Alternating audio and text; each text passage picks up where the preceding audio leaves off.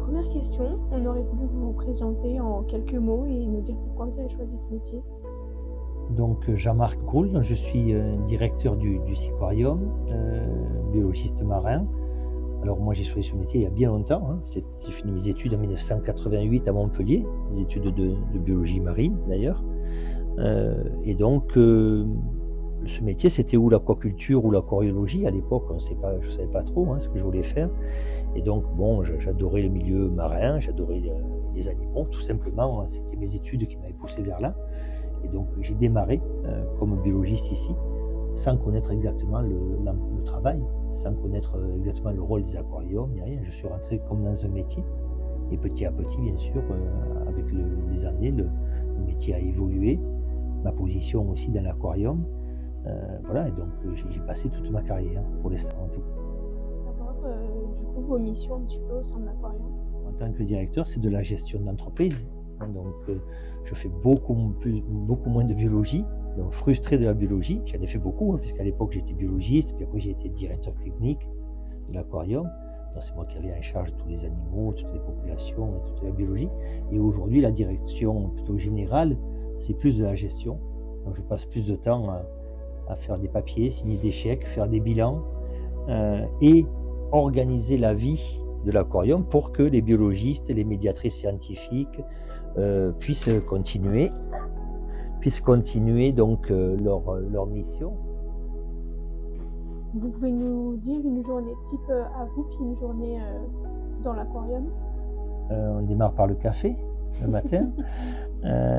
Et donc à ce moment-là, c'est le moment de la rencontre d'ailleurs, souvent dans les entreprises. Et puis après, donc une journée, au départ, il y a beaucoup de réunions qui s'enchaînent dans des équipes comme les nôtres. On est 45 actuellement, il y a 6 équipes différentes.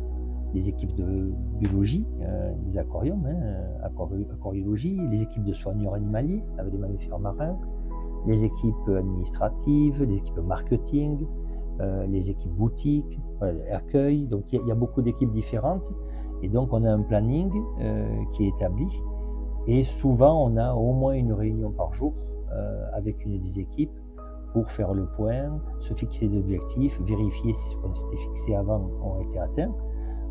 Après, il y a aussi toute une partie consacrée aux tâches administratives, signature de chèques, de devis, et puis le côté bilan également financier, pour voir la trésorerie, voir où on en est, un petit peu justement des objectifs financiers qu'on s'était fixés. Puis après, il y a des choses imprévues également, il y a toujours des problèmes, et donc là, c'est parfois avec la directrice des ressources humaines que je suis appelé parce qu'il y a un problème dans l'entreprise et on va en discuter ensemble, on va recevoir les personnes. Donc vous voyez, ça ne fait pas rêver.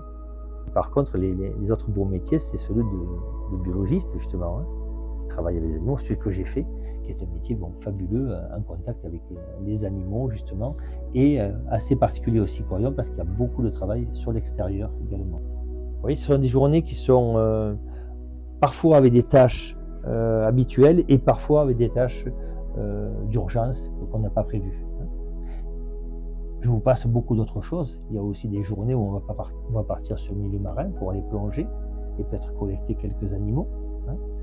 Il y a des plongées où on va aller photographier et surveiller des populations d'hippocampes sauvages en mer pour voir où ils en sont, comment ils vont faire des protocoles expérimentaux avec eux.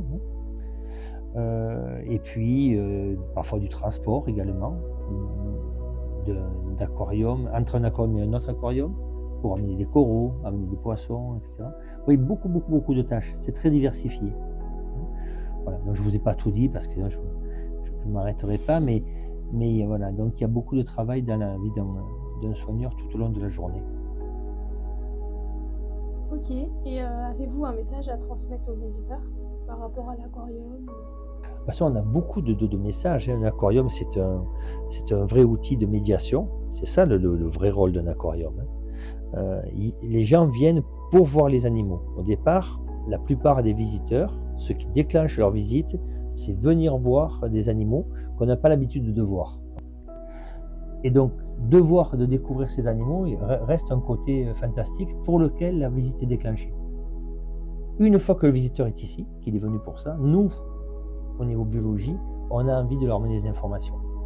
Leur dire qui sont ces animaux, Et puis après, on passe sur le côté préservation en essayant de les sensibiliser aux problématiques environnementales qui peuvent être la pollution, la surpêche, le réchauffement climatique, etc. Et donc là, on va prendre la parole, nous, avec la muséographie tout autour, pour expliquer aux visiteurs qu'est-ce qu'ils voient, qu'est-ce qui se passe. Ces animaux sont très beaux, certes, mais ils sont en danger, etc. Donc on se sert de l'attractivité de l'aquarium pour diffuser un message de sensibilisation du public. C'est ça un petit peu comme ça qu'on... Donc les messages, oui, on fait passer des messages.